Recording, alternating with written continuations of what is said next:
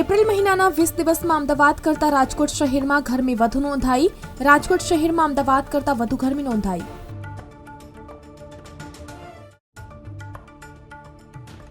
એકથી 20 એપ્રિલ દરમિયાન રાજકોટમાં તાપમાનનો પારો 40 ડિગ્રી કરતા વધુ. 10મી એપ્રિલે સૌથી વધુ 43.3 ડિગ્રી તાપમાન નોંધાયું હતું.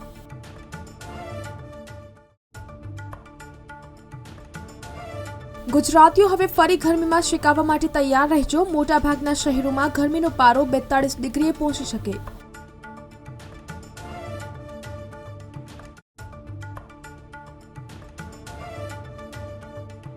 આવનારા 3 દિવસમાં દરિયાકાંઠાવાળા વિસ્તારોમાં ગરમ અને ભેજવાળું હવામાન રહેશે. સૌરાષ્ટ્ર અને કચ્છના વિસ્તારોમાં મહત્તમ તાપમાન 40 થી 43 ડિગ્રી જેટલું રહેશે.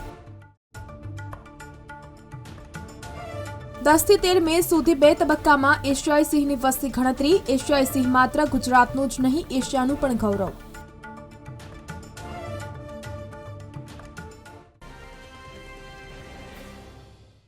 અત્યાર સુધી ગુજરાતના અન્ય શહેરોમાં પણ અમદાવાદમાં પડતી ગરમીની ચર્ચા થતી રહી છે.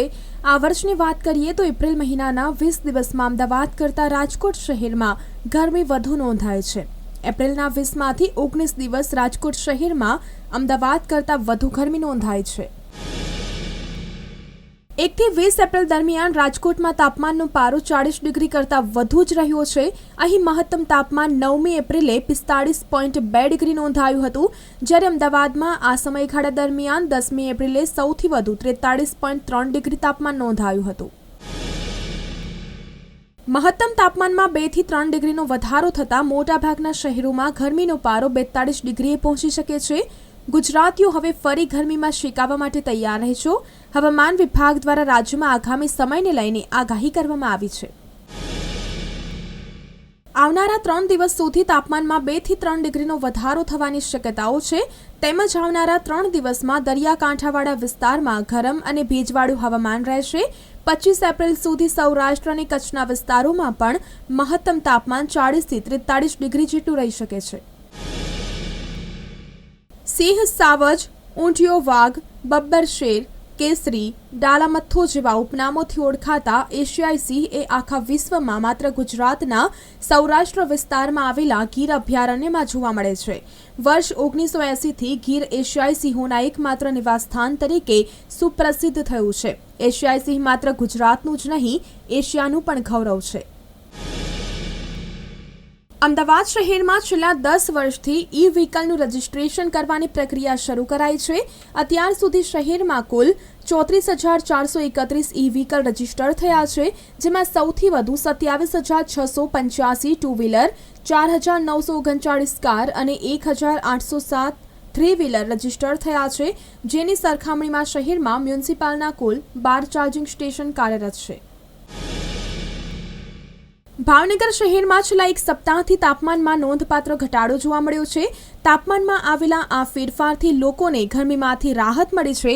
15 એપ્રિલે મંગળવારે મહત્તમ તાપમાન 40.9 ડિગ્રી સેલ્સિયસ નોંધાયું હતું. ત્યારબાદ તાપમાનમાં ક્રમશઃ ઘટાડો થયો છે.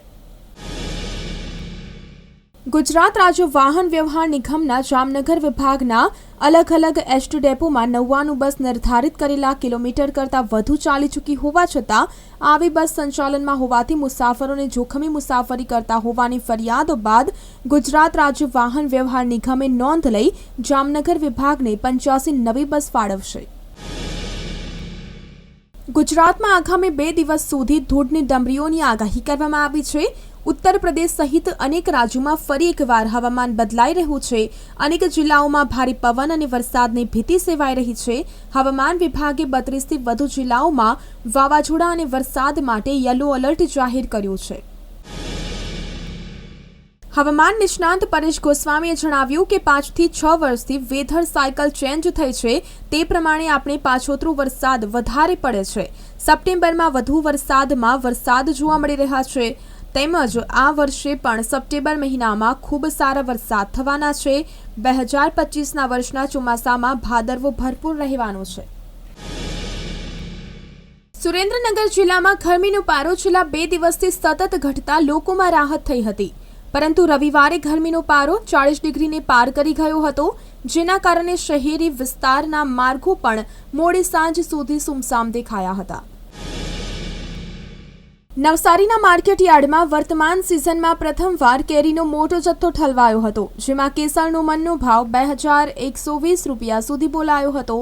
નવસારી પંથકમાં મુખ્ય પાક ગણાતા કેરીનો પાક ચાલુ સાલ આંબા ઉપર પ્રમાણમાં ઓછો ઉતર્યાનું દેખાઈ રહ્યું છે.